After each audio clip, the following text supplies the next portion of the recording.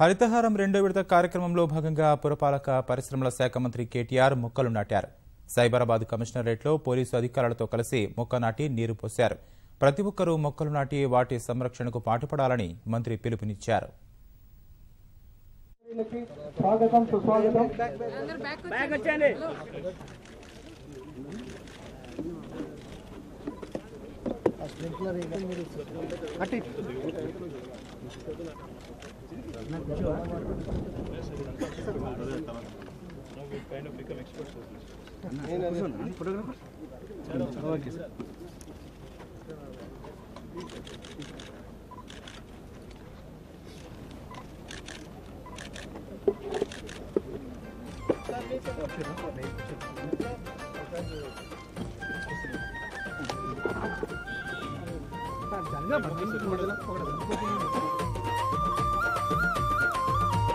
హరిత తెలంగాణకు ఆరతులిద్దామురో, చేయి చేయి కలిపి మనం చెట్లు పెంచుదామురో.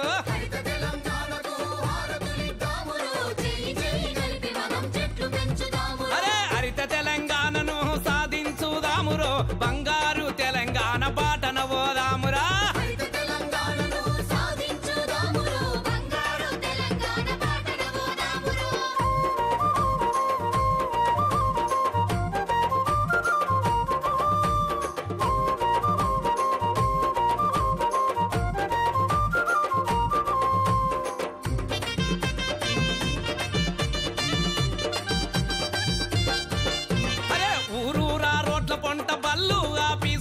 బంజరు భూములల్లా సర్కారు జాగలల్లా,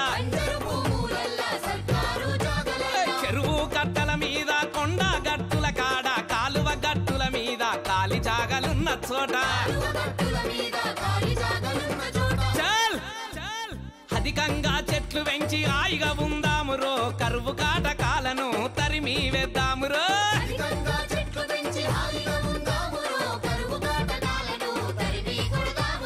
హరితహారానికి హారతులిద్దామురో, చేయి చేయి కలిపి మనం చెట్లు పెంచుదామురో.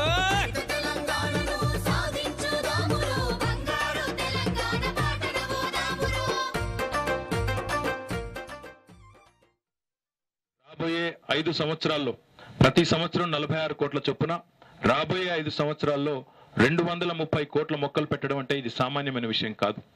ఇందాక పెద్దలు హోమ్ సెక్రటరీ గారు చెప్పినట్టు మానవ ఇతిహాసంలో, హ్యూమన్ హిస్టరీలోనే ఇది 3వ అతిపెద్ద ప్రయత్నం. 230 కోట్ల మొక్కలు నాటే ఈ కార్యక్రమం ఏదైతే ఉందో, దీనివల్ల తెలంగాణలోని గ్రీన్ కవర్, మన అటవీ సంపద ఏదైతే ఉన్నదో ప్రస్తుతం 24% భూభాగానికి మాత్రమే విస్తరించి ఉంది. మనం ఈ కార్యక్రమాన్ని కనుక దిగ్విజయంగా పూర్తి చేయగలిగినట్టయితే 33% పెరిగే అవకాశం ఉన్నదనేది అంచనా. తద్వారా అపారమైన లాభాలు, ఇది ఒక రకమైన లాభం కాదు, ఇది ఒక బహుళార్థకమైన మల్టిపుల్ బెనిఫిట్స్ ఉండే అద్భుతమైన కార్యక్రమం హరితహారం. ఈరోజు మనం చూస్తా ఉన్నాం, ఎండాకాలంలో 50 డిగ్రీల ఎండలు, ఎటు అది వర్షాకాలం ఎండాకాలం అర్థం కాని పరిస్థితుల్లో హైదరాబాద్ లో చరిత్రలో ఎన్నడూ లేని విధంగా 150-200 కిలోమీటర్ల వాయు వేగంతో గాలులు, తద్వారా హోర్డింగ్లు కూలిపోవడం, ఎక్కడికక్కడ చెట్లు కూలిపోవడం, స్తంభాలు నేల కొరిగిపోవడం, ఈరోజు కరెంటు వ్యవస్థ అస్తవ్యస్తం కావడం, ప్రజా జీవితం అస్తవ్యస్తం కావడం. అదే రకంగా వర్షాకాలంలో సకాలంలో వానలు రావడం లేదు. ఈ రకంగా చూసుకున్నట్టయితే ఈరోజు పర్యావరణ సమతుల్యత పూర్తి స్థాయిలో దెబ్బతిన్న మాట వాస్తవం. ఒకప్పుడు గ్లోబల్ వార్మింగ్ అంటే ఇదేదో మనకు సంబంధం లేని సబ్జెక్టు, ఇదేదో వేరే దేశానికో వేరే రాష్ట్రానికో సంబంధం ఉన్న సబ్జెక్ట్ తప్ప, ఏదో పుస్తకాల్లో చదువుకున్న విషయం తప్ప మనకేం పడుతుందిలే, మనకేం అవుతుందిలే అనుకునే వాళ్ళు. కానీ ఈరోజు ఆ గ్లోబల్ వార్మింగ్ అనే ఆ సమస్య తీవ్రత డైరెక్ట్ గా మననే తాకుతా ఉంది. రావాల్సిన టైంలో వానలు రావు, రాకూడని టైంలో మరి రాళ్ల వానలు, అదే రకంగా విపరీతమైన ఉష్ణోగ్రతతో ఎండలు, అదే రకంగా ఈ సమతుల్యత దెబ్బతినడం వల్ల రకరకాల నష్టాలు, తద్వారా ప్రజా జీవితం, రైతులు, వ్యవసాయం, ఓవరాల్ గా చూస్తే ఎకానమీ మొత్తం కూడా ఎక్కడికక్కడ ధ్వంసం అయిపోయే పరిస్థితి. ఆ ఉద్దేశంతోనే గౌరవ ముఖ్యమంత్రి గారు తాను శాసనసభ్యుడిగా ఉన్నప్పుడు సిద్దిపేటలో 1989లో ఈ కార్యక్రమాన్ని ప్రారంభించారు.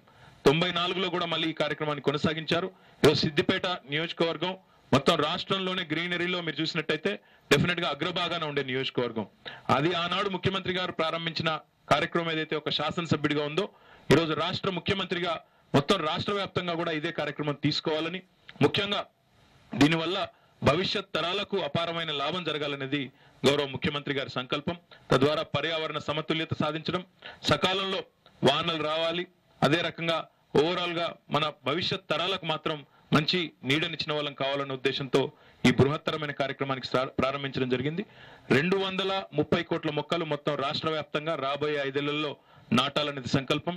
రాష్ట్ర వ్యాప్తంగా ఈ సంవత్సరం 46 కోట్ల మొక్కలు నాటాలని, అందులో HMDA పరిధిలో హైదరాబాద్ మెట్రో డెవలప్మెంట్ అథారిటీ పరిధిలో ఈ సంవత్సరం 10 కోట్ల మొక్కలు నాటాలనేది ఒక లక్ష్యంగా పెట్టుకున్నాం. అదే రకంగా GHMCలో మరింత ఫోకస్డ్ గా ఎఫర్ట్ జరగాలన్న ఉద్దేశంతో జూలై 11 నాడు ఒకే రోజు 25 లక్షల మొక్కలు నాటబోతా ఉన్నాం. దానికి సంబంధించి ఇప్పటికే పూర్తి స్థాయిలో రంగం సిద్ధం చేశాం. ఇప్పటికే 25 లక్షల గుంతలు దవ్వడం పూర్తయింది. 104 పెద్ద ఇన్స్టిట్యూషన్స్ కూడా ఇందులో పాల్గొంటా ఉన్నాయి. ICRISAT కానీ, హైదరాబాద్ సెంట్రల్ యూనివర్సిటీ కానీ, అదే రకంగా పెద్ద ఇన్స్టిట్యూట్ చాలా ఉన్నాయి. మన నిమ్స్ కానీ, ఎక్కడెక్కడైతే స్థలం ఉందో, ఎక్కడెక్కడైతే స్థలం అందుబాటులో ఉందో అక్కడ పెద్ద మొత్తంలో మొక్కలు కూడా నాటబోతా ఉన్నాం. దాదాపు 25 లక్షల మొక్కలు నాటే ఈ బృహత్తరమైన కార్యక్రమంలో 4,134 లొకేషన్స్ ని గుర్తించాము.